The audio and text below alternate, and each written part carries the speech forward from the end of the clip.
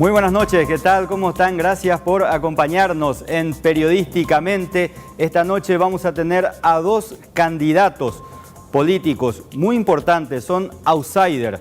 Buscan entrar, uno de ellos en la Cámara de Diputados y otro en la Cámara de Senadores. Y atención, el primer invitado de la noche tuvo un fuerte conflicto con la persona quizás más cuestionada de la sociedad paraguaya. Así arrancamos Periodísticamente. Hoy en Periodísticamente, ahora es candidato a la Diputación por Capital y actual concejal de Asunción, pero en su momento fue uno de los fiscales que persiguió a políticos corruptos hasta que fue removido de la Fiscalía, el concejal Carlos Arregui. Además, el presidente del partido Encuentro Nacional, recientemente electo y candidato a la Cámara de Senadores, el economista Fernando Camacho.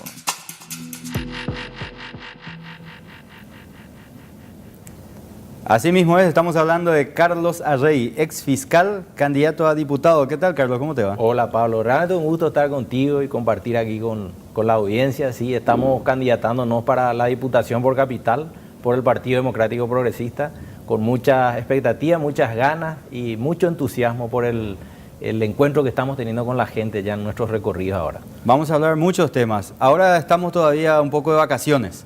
Sí. A pesar de que se viene un poco esa oleada de los audios, de eso vamos a hablar, de tu candidatura y cómo le ve a los outsiders dentro de este movimiento ya político que comenzó a agitarse de cara al 22 de abril. Vamos a ver una placa de presentación, ¿qué te parece, Carlos? Correcto, Pablo. Adelante. Carlos Arregui fue fiscal de la Unidad de Lucha contra Delitos Económicos en el Ministerio Público hasta el 2014. Nació el 17 de julio de 1968, tiene 3 hijos y es abogado de profesión. Actualmente es concejal de Asunción por el Partido Democrático Progresista. Inició sus estudios en un colegio privado en el Chaco argentino. Luego acudió al Colegio Cristo Rey, donde concluyó sus estudios con el título de bachiller.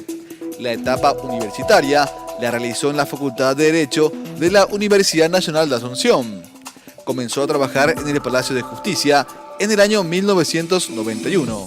En su desempeño como fiscal, investigó a varios legisladores como Víctor Bogado y Enzo Cardoso, hasta que fue removido por el actual fiscal general del Estado. Excelente.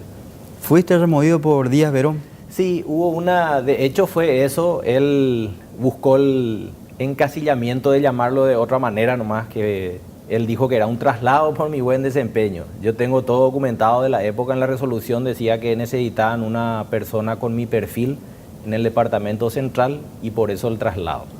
La unidad de delitos económicos en esa época era una unidad muy temida. Inclusive porque llegaron a extender ustedes sus tentáculos, por llamarlo de buena manera, al Congreso Nacional.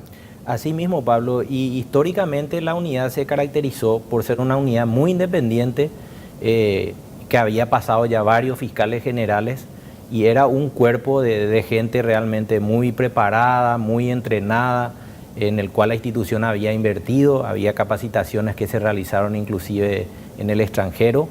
Y teníamos mucha independencia en el sentido de decidir cuándo nosotros podíamos eventualmente abrir investigaciones de oficio, por ejemplo. No teníamos, digamos, la necesidad, como hoy sí se ve, de consultar y previamente tener una autorización del fiscal general del Estado para realizar investigaciones. Ahora, eso te quería consultar. Ustedes cuando imputaban, ¿no le consultaban a Díaz Verón, por ejemplo, en su momento? Absolutamente, Pablo. Cuando decidimos, y vos recordarás también porque hubieron muchas publicaciones del medio de ustedes, ¿verdad? Una investigación muy particular fue la del actual senador Víctor Bogado y fue uno de los motivos también por los cuales él comenzó de alguna manera a molestarse, aunque no lo expresaba directamente, pero sí hacía lobby político, ¿verdad? Nosotros habíamos decidido abrir de oficio, por supuesto no le consultábamos eso.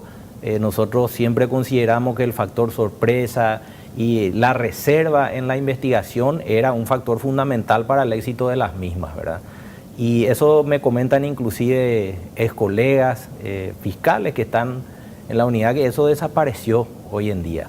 Hoy todo lo que se va a hacer tiene que ser consultado previamente con el actual adjunto, que es Federico Espinosa, que es primo y amigo de Javier Díaz Verón, y él después va y consulta con Javier Díaz Verón a ver si tiene el aval o no para abrir ciertas investigaciones. Así se maneja hoy. ¿Cuántos políticos imputaron durante tu permanencia en la unidad de delitos económicos? Bueno, muchos, ¿verdad? Yo desde que yo fui fiscal adjunto desde el año 2004 y hasta el 2014, y una gran cantidad, ¿verdad? Y siempre yo decía, porque me preguntaban en alguna etapa de nuestro trabajo, nos decían, pero ustedes imputan colorados, y después resulta que se imputaban a liberales, y después a de otros sectores políticos. Entonces nosotros decíamos, bueno, en algún momento de nuestro recorrido en la unidad fuimos anticolorados, antiliberales, antipemacistas, en fin, porque nunca hicimos distinción nosotros de quiénes eran las personas que iban a ser investigadas en el sentido de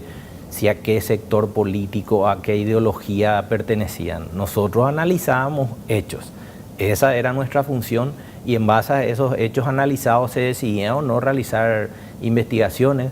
Lo mismo sucedió también en el caso del señor Enzo Cardoso, que por ejemplo pertenece al Partido Liberal, y que ahí recuerdo que un colega de ustedes nos proporcionó unos datos muy concretos y muy exactos en relación a la noticia criminis que después sirvió para terminar acusando, y un caso muy bien llevado en su momento por la Fiscalía. Ahora, hay un tema que me preocupa que me estás diciendo, que hay que pedirle autorización a Díaz Verón para imputar. Eso significa que no hay independencia dentro mismo del Ministerio Público, que recordemos representa a la sociedad. Vos sabés, Pablo, que lastimosamente es así, y es bueno que la gente sepa esto. Actualmente, cuando hay alguna persona que puede tener algún grado de influencia política, social, deben todos los fiscales, hay hasta como una instrucción tácita de que se tiene que consultar cuando se va a realizar una imputación. Y eso me parece gravísimo, porque está restando la independencia y la autonomía que cualquier agente fiscal por la Constitución Nacional le ha sido dada. De hecho, eso está funcionando así. Inclusive hay fiscales buenos, fiscales que yo creo que no están, digamos, en maniobras irregulares, pero que terminan ayornándose por este sistema tan corrompido, que de alguna manera también en este momento ha prácticamente, digamos, sus tentáculos ha echado raíces sobre la Fiscalía General del Estado, los agentes fiscales, ¿verdad?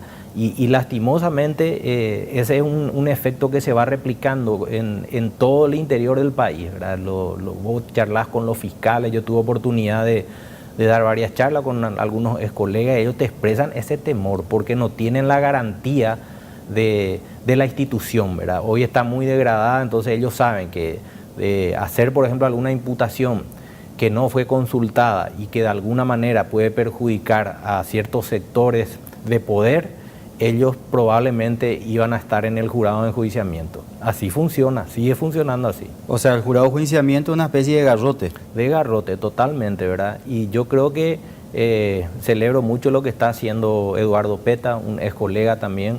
Creo que le está dando aire fresco a una institución como el jurado de enjuiciamiento, que creo también que no están todos los que deberían de estar. Hay mucha gente que ha actuado así ya en años y en periodos anteriores, Pablo, pero no teníamos la evidencia como hoy tenemos. Si bien en el juicio seguramente se va a discutir o no, si puede o no servir como elemento de prueba, yo siempre digo que jurídicamente, como indicio, categóricamente que es válida estos audios, y acá ya depende del trabajo de la Fiscalía. Y bueno, entonces creo que históricamente el jurado de enjuiciamiento de magistrados se vino convirtiendo en un elemento de presión y de extorsión para los fiscales y los jueces que querían hacer bien y jurídicamente su trabajo. Esa es la realidad. Ahora, y la Fiscalía también se convirtió en garrote del poder de turno, porque imputa a quienes son sus adversarios políticos, por ejemplo el caso de estos chicos liberales, que independientemente si hayan cometido o no, no se probó nunca una relación de hecho entre algunas bombas molotov y lo que se tiró en el Congreso. Por ejemplo, es un buenísimo, digamos, ejemplo el que estás poniendo, Y hay otros, Pablo. El caso del que yo digo, yo no recuerdo un caso de tanta magnitud de cantidad de firmas y falsificaciones de registro que se haya hecho. En el caso que se conoce como firmatón pro enmienda. Y te digo, por una experiencia muy particular, porque yo ahí fui uno de los afectados, porque aparecía como afiliado en Luque, justamente. Yo hice mi propia investigación, yo llevé un montón de elementos que podían servirle a un fiscal como para hacer la imputación, y ellos tenían instrucciones de que ese caso quede en suspenso nomás. Lastimosamente mucha gente por temor, y digo buena gente, no se anima a hablar porque finalmente viven de ese sueldo, y aún así yo creo que no es justificativo, porque además de, digamos, de la idoneidad para ser fiscal o para ser juez, uno debe tener el coraje para enfrentar situaciones como esas, y por sobre todas las cosas, uno cuando tiene evidencias tiene que trabajar sobre su caso y tiene que formular el requerimiento que corresponda, ¿verdad? En ese caso del firmatón me consta, porque había 8 personas conmigo que figuraban en una planilla específica. Nos fuimos al laboratorio forense, hemos traído todo lo que ellos nos han solicitado y nunca hubo ninguna imputación. Hasta ahora quedó paralizado ese caso. Y otro caso, el que vos decís, que también tuvo otras derivaciones, ¿verdad? El del 31 de marzo, donde solamente se direccionaba hacia un sector la investigación. O sea, y me parece un retroceso enorme como institución el que ha tenido lastimosamente el Ministerio Público. Ahora, ¿por qué se degradó tanto el Ministerio Público cuando estuvo bien arriba? Hace pocos años atrás, ahí con la Unidad de Delitos Económicos digamos, otros departamentos del Ministerio Público que en realidad gozaban de la confianza. ¿Qué es lo que pasó? Vos sabés que yo siempre digo, Pablo, y solemos discutir esto también con algunos colegas, ex colegas, finalmente el sistema lo componemos los hombres, los seres humanos, ¿verdad? Las personas. Y yo creo que una estrategia que ha sido utilizada por gente que se dio cuenta del valor y la importancia que tenían ciertas unidades dentro del Ministerio Público, fueron metiendo en realidad gente comprometida con otras motivaciones y con otras causas. No con la causa de la justicia y de hacer un trabajo de vocación, sino un trabajo que respondía directamente a otros cánones, ¿verdad? Y eso se está confirmando hoy con los audios que estamos escuchando, con muchos otros elementos que nos corroboran que realmente jurado, fiscalía, Poder Judicial, Corte Suprema, formaban parte de una planificación de hechos de ciertos grupos de poder, de ciertos grupos económicos y de ciertos grupos políticos.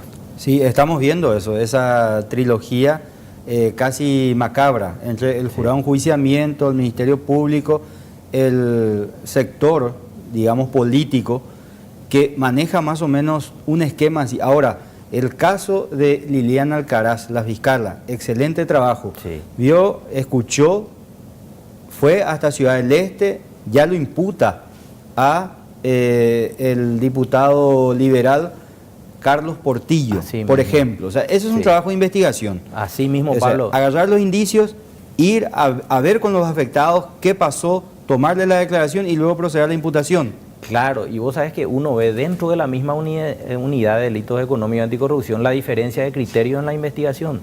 Y por eso digo, yo no tengo nada personal con Yolanda Portillo, pero el caso de Liliana es digno de destacar, porque ella al tener la noticia crimini se fue a constituirse en el lugar del hecho, se entrevistó con testigos, visitó varias oficinas en las que se nombraban, inclusive en los audios que visitaba el diputado Portillo. Todo eso ella ya constató y eso le sirvió para fundamentar más su imputación, ¿verdad? Ahora, a diferencia de, por ejemplo, otras fiscalas, por ejemplo, el caso de Raquel Talavera, sí, que había dicho que es una cuestión de morbo, sí, hacer el cruce de llamadas, y después se demuestra que en realidad no tenía ningún interés en investigarlo porque ella misma iba a saltar en ese cruce de llamadas. Es decir, tenemos dos criterios distintos. Distintos, sí. Y es lamentable de alguna manera, y yo siempre le digo a los abogados también y los colegas me habían preguntado, están muy bien los fundamentos que la Cámara de Apelaciones le dice a Raquel, estás equivocada.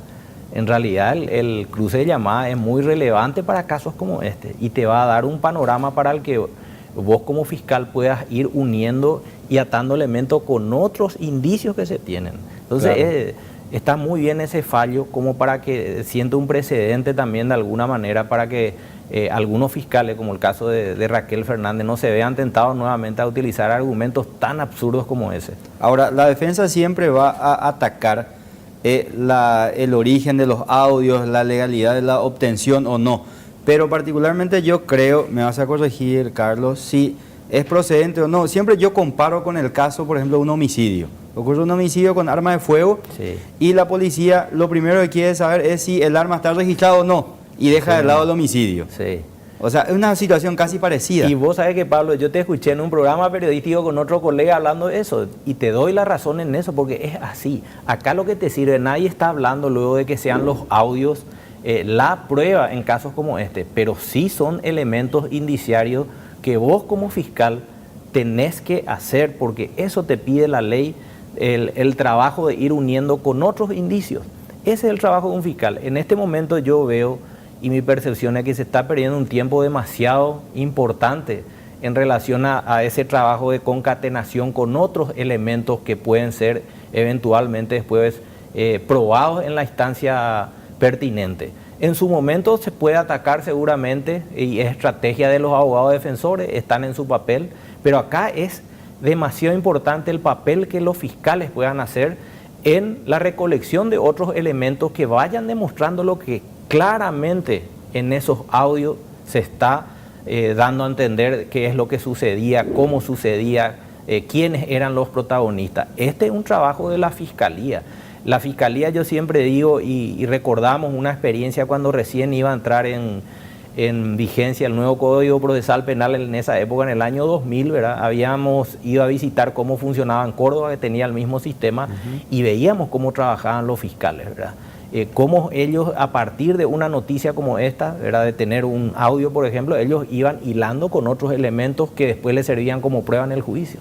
Así mismo es. Bueno, tanto le conoces a Díaz Verón que después de la pausa te voy a preguntar si te sorprendió o no el hecho de que se haya aferrado al cargo y no renunciado, incluso que haya viajado a Cancún o a Miami cuando el Ministerio Público se estaba incendiando. Pero a la vuelta de la pausa, aquí en Periodísticamente.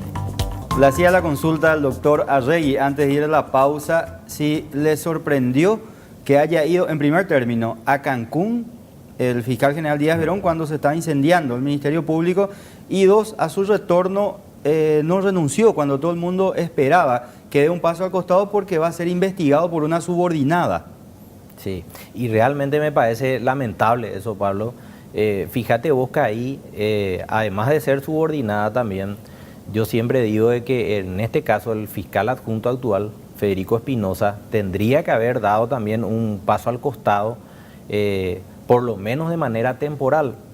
Él, además de ser primo de Javier Díaz Verón, tiene una amistad de hace muchísimos años con él, y eso es conocido dentro de la institución, es conocido también en otros ámbitos porque son compueblanos de Cazapá, y entonces uno no ve ese decoro y delicadeza que tendría que operar, pero automáticamente en casos como este, ¿verdad?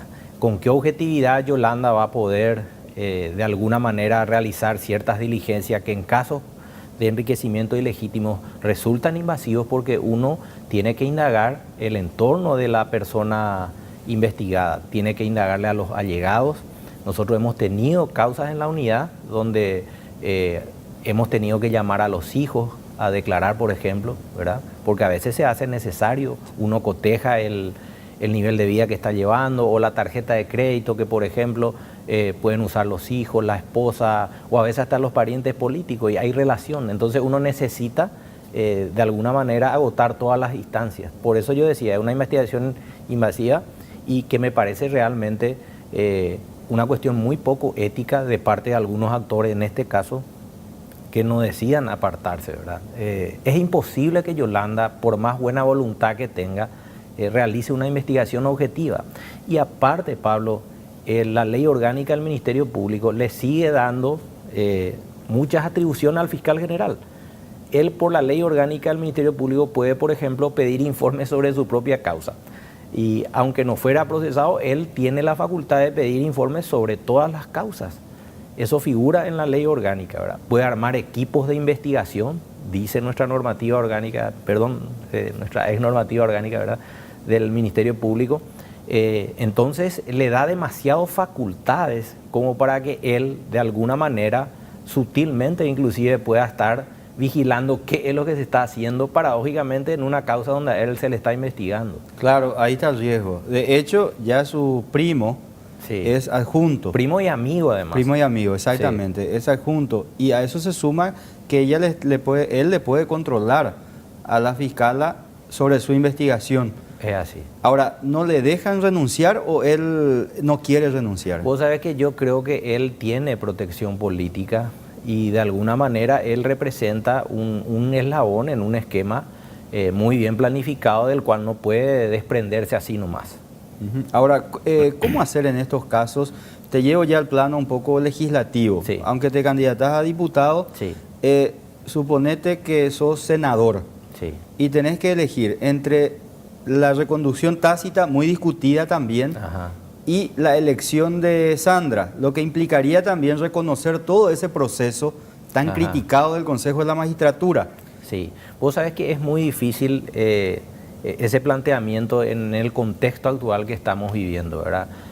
Por cómo se dio la elección también, yo tengo mis serios cuestionamientos al Consejo de la Magistratura.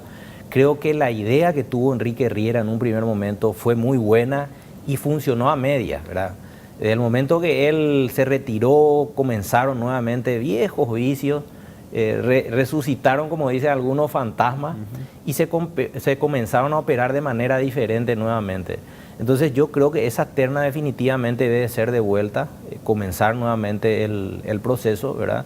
Y yo te diría que lastimosamente este señor, hoy estábamos discutiendo también si está usurpando o no el cargo, y bueno, es un debate un poco dividido. Yo estoy convencido de que él no tiene la posibilidad de tener una reconducción tácita como la que está teniendo. Está sostenida por ciertos sectores nada más. Pero si a mí me dieran esa posibilidad de elegir, yo definitivamente digo, bueno, la Constitución habla de que él tiene solamente dos opciones. Puede durar 5 años o ser reelecto. Él no fuera reelecto, tiene que dejar inmediatamente el cargo. Y en esa coyuntura se puede temporalmente recurrir a las disposiciones de nuestra ley orgánica, que habla de que puede ser sustituido por el fiscal adjunto más antiguo. Entonces esa es una posibilidad que se puede utilizar. Hasta tanto se elija el nuevo fiscal general, que yo creo que ya va a ser, y me parece que debería de ser ya también, así como está hoy constitucionalmente nuestro sistema, una elección del nuevo presidente de la República. Ahora, ¿qué hiciste con el sombrero que te regaló el gobierno de los Estados Unidos? Tengo siempre de recuerdo. Eran los cowboys, más o menos, sí, en esa época. Cowboys, exactamente. Que yo siempre digo, porque solemos hablar con los amigos, me dice, en un estado ideal, claro que no es eso lo que uno quiere, ¿verdad? Claro. Pero tan desprotegido y tan venía a menos las instituciones, bueno, en ese momento fue gravitante el papel que jugó la embajada, ¿verdad?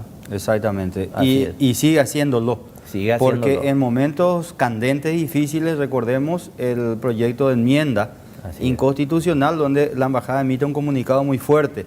Luego de la homilía de Caacupé, Así mismo. Sí. respalda la También. homilía. Es decir, Sí. está en momentos difíciles muy fuertes. Ahora, en tu carácter de diputado, en caso de ser electo, Sí. ¿En qué te gustaría incursionar, digamos, legislativamente hablando? Mira, Pablo, vos sabés que mi pasión fue siempre el tema del poder judicial, el sistema de justicia.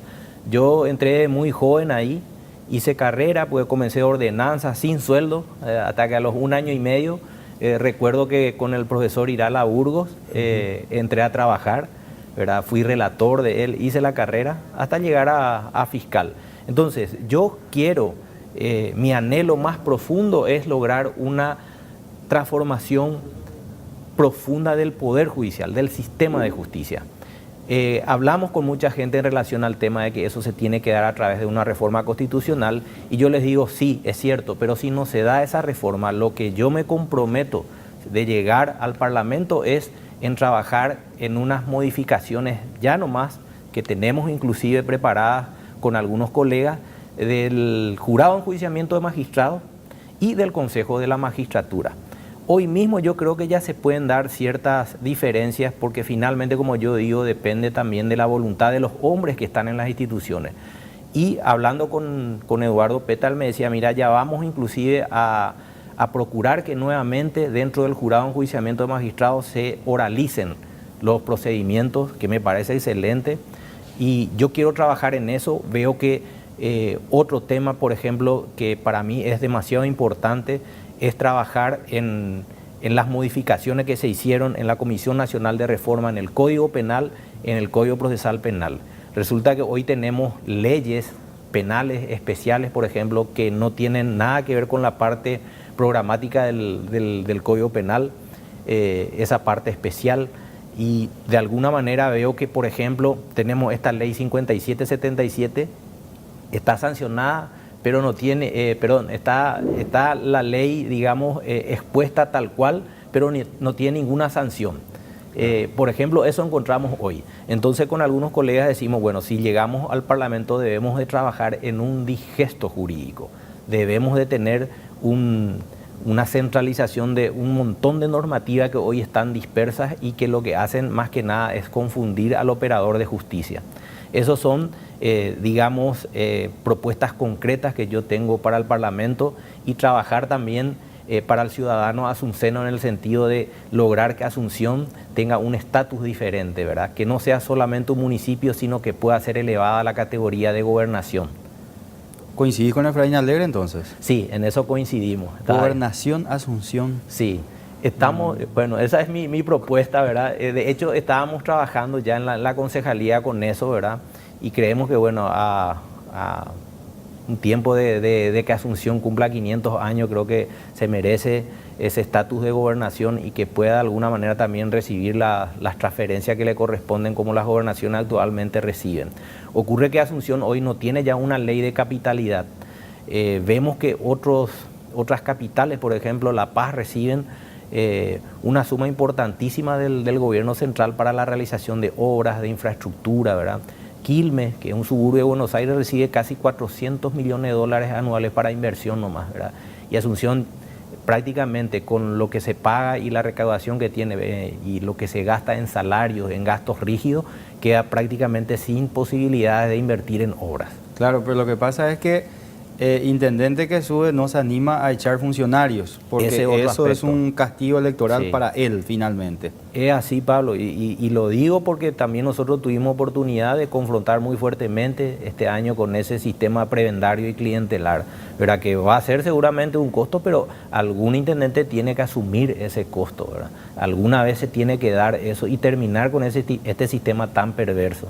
Ahora, PDP, ¿cuántos votos necesita para lograr una banca en Asunción aproximadamente? Y aproximadamente 28.000 a 30.000 votos. Nosotros creemos que vamos a lograr más que eso. Estamos muy contentos porque en nuestros recorridos con la gente nos reconocen, nos estimulan a que sigamos, ¿verdad?, haciendo lo que venimos haciendo y lo que siempre hicimos en toda nuestra trayectoria, ¿verdad? Ahora, de enfrentar la corrupción por sobre todas las cosas, trabajar con transparencia y de frente con la gente, no mentirle por sobre todo, explicarle hasta dónde uno puede hacer como legislador comunal en este caso, ¿verdad? Y hasta dónde no, porque una de las cosas que más nos reclaman la gente y nos dicen, vienen acá, nos dicen lo mismo, después de 5 años desaparecen. Entonces nosotros les decimos que nos den la oportunidad de mostrarles, como hicimos ya en la concejalía, de que nosotros podemos marcar una diferencia en ese sentido.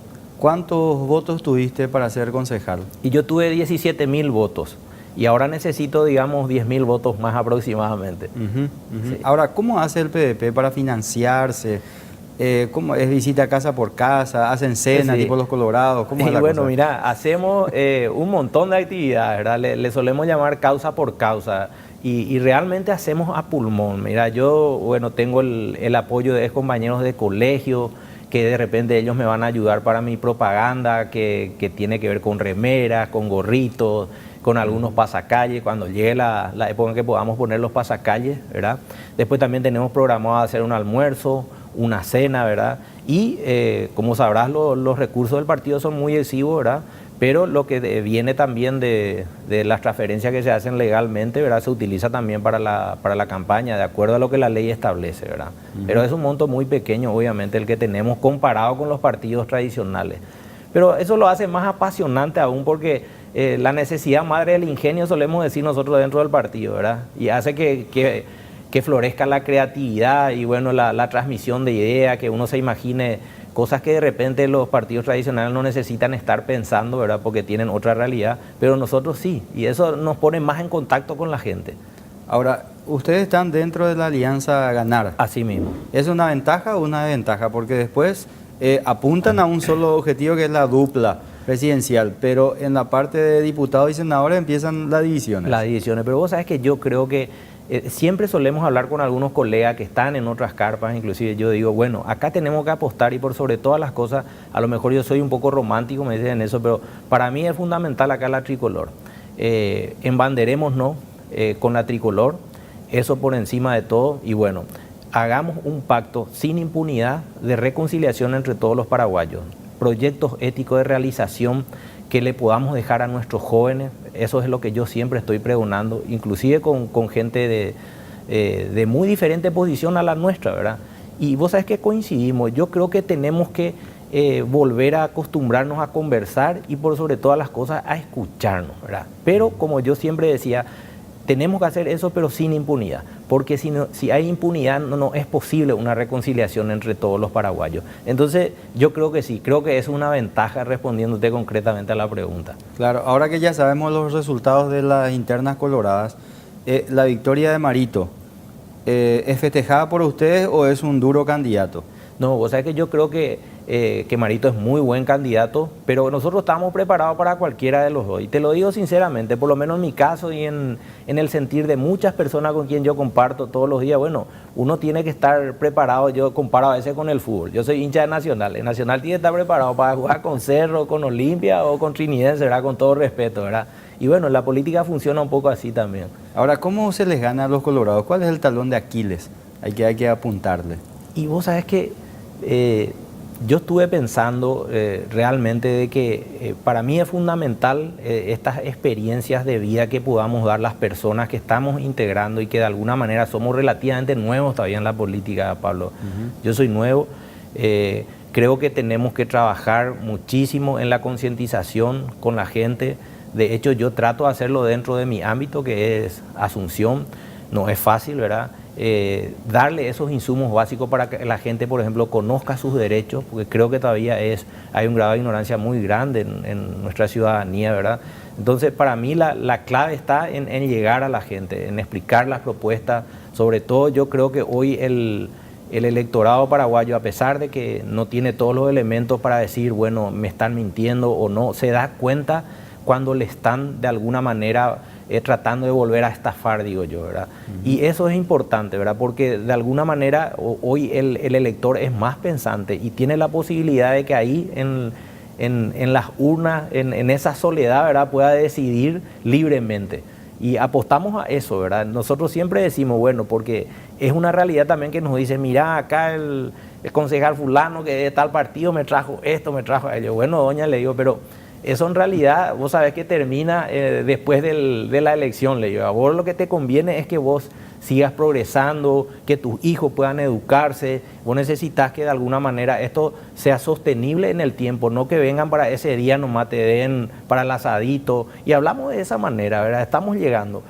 Yo creo que la gente acá en el electorado que nosotros tenemos como PDP, tenemos mucha expectativa en ese sentido, inclusive en los lugares más vulnerables estamos llegando también y nos escuchan. Estamos haciendo jornadas de capacitación, por ejemplo, de instrucción cívica básica, dándole elementos para que ellos de alguna manera digan también, había sido que funciona así en la época electoral y que conozcan sus derechos.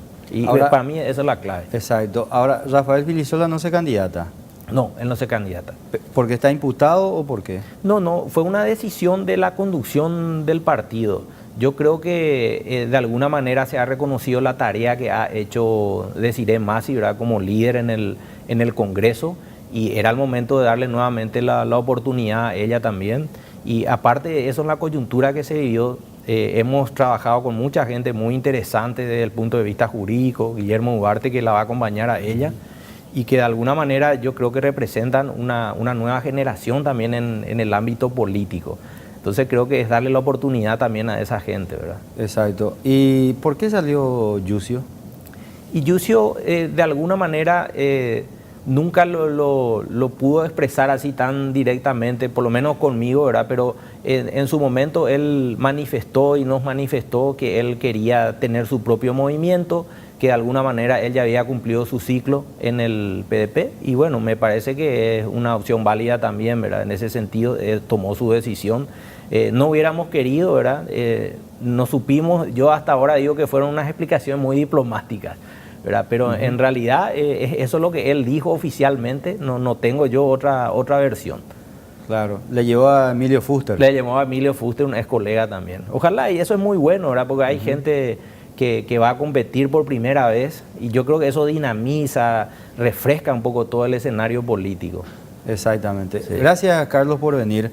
Éxitos en tu campaña política y, bueno, a juntar votos. Gracias, Pablo. Gracias por la posibilidad de poder expresarle a la gente lo que también yo quiero brindarle como posible parlamentario. Así mismo es. Bueno, Carlos Arregui está con nosotros, candidato a diputado por el PDP. Vamos a hacer una breve pausa.